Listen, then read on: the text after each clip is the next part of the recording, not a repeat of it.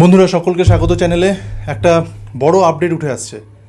কিছুক্ষণ আগে সিটেটের যে অফিসিয়াল ওয়েবসাইটে একটা নোটিফিকেশান জারি হয়েছে যে নতুন করে আবার পোর্টাল ওপেন হচ্ছে।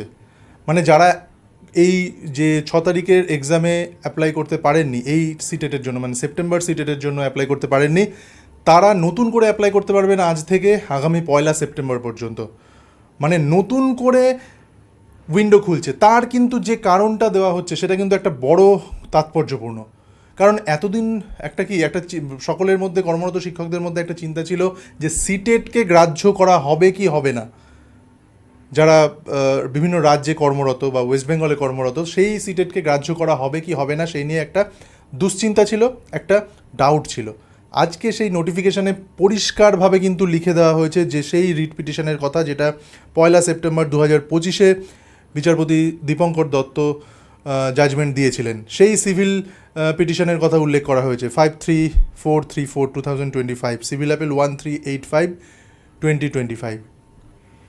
সেই সুপ্রিম কোর্টের জাজমেন্ট অনুযায়ী এলিজিবল টিচারদের জন্য টেট কোয়ালিফিকেশনের একটা রিজনেবল অপরচুনিটি দেওয়া হচ্ছে।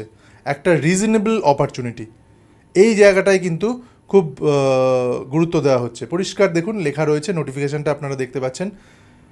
তাহলে এইটা কিন্তু খুব গুরুত্বপূর্ণ যে যারা এখনও পর্যন্ত টেট কোয়ালিফাই করেননি, যেটা সুপ্রিম কোর্ট বারবার বলেছে টেট কোয়ালিফাই করতেই হবে, সেই কারণে সুপ্রিম কোর্টের জাজমেন্টের কারণে নতুন করে উইন্ডো ওপেন করা হচ্ছে, যাতে তারা আবার নতুন করে টেটের জন্য অ্যাপ্লিকেশন করতে পারে। তাহলে আর নিশ্চয়ই আমাদের নতুন করে কোনো ডাউটের জায়গা থাকলো না।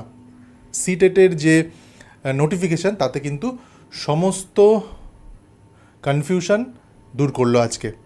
তাই এইটুকু মোটামুটি বোঝা যাচ্ছে যে আগামী 6 সেপ্টেম্বর পরীক্ষাটা হচ্ছে না, কারণ এক্সাম আবার নতুন করে হবে, ডেট জানিয়ে দেওয়া হবে।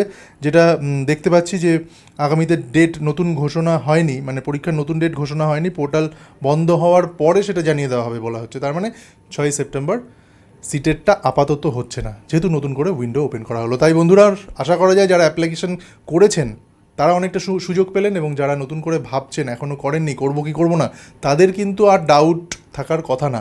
বিশেষ করে যারা এলিজেবল, মানে যা ক্রাইটেরিয়া, এনসিটি যার নর্ম রয়েছে, যেই ক্রাইটেরিয়া অনুযায়ী সিটেটে অ্যাপ্লিকেশন করা যায়, তারা অবশ্যই অ্যাপ্লিকেশন করে ফেলুন।